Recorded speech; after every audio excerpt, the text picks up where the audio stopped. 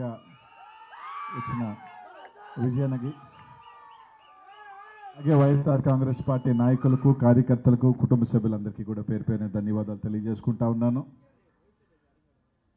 నెల్లూరు జిల్లా అంటేనే ఎప్పుడు కూడా వైఎస్ఆర్ కాంగ్రెస్ పార్టీకి అడ్డగానే ఉండేది, ఎప్పుడు కూడా ఉంటుంది.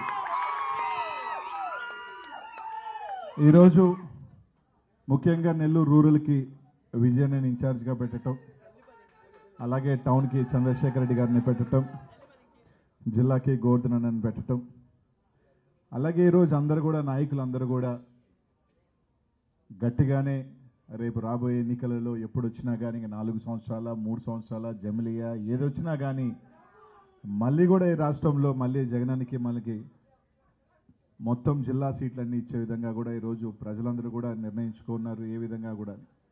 కానీ అందరం కూడా ఈరోజు గుర్తుపెట్టుకోవాల్సిన వాళ్ళు ఒకటే, ప్రతి ఒక్కరు కూడా, ఎందుకంటే మీడియాలో అన్నీ కూడా చూస్తూ ఉన్నాం, 11 సీట్లే వచ్చినాయి, ఇంకా పార్టీ మూసేస్తారు, ఇంక వైఎస్ఆర్ కాంగ్రెస్ పార్టీ ఎత్తిపోయింది అని మాట్లాడే వాళ్ళందరం కూడా చెప్తున్నాం.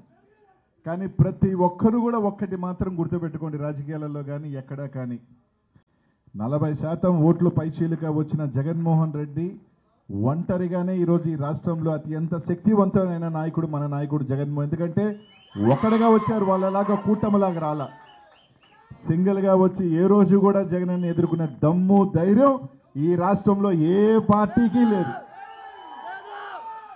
ఈరోజు ఎవరైతే 11 సీట్లే వచ్చినా ఎత్తిపోయిన వాళ్ళందరికీ కూడా ఒకటే చెప్తా ఉన్నాం, పక్కనున్న తమిళనాడులో ఒకసారి డిఎంకేకి కేవలం 2 సీట్లు వచ్చినాయి, 2. తర్వాత ఎన్నికల్లో డిఎంకే ప్రభంజనం వచ్చింది. కాబట్టి 11 వచ్చినాయి, 2 వచ్చినాయి, 3 వచ్చినాయి కాదు, రైట్, తప్పకుండా ప్రజా తీర్పుని గౌరవిస్తాం. మీరు చెప్పిన అబద్ధాలు చెప్పకుండా చెప్పిన హామీలన్నీ కూడా చెప్పుకుంటూ ఈరోజు అందరూ కట్టగట్టుకుని జగన్మోహన్ రెడ్డి గారి మీద యుద్ధానికి వచ్చారు, రైట్.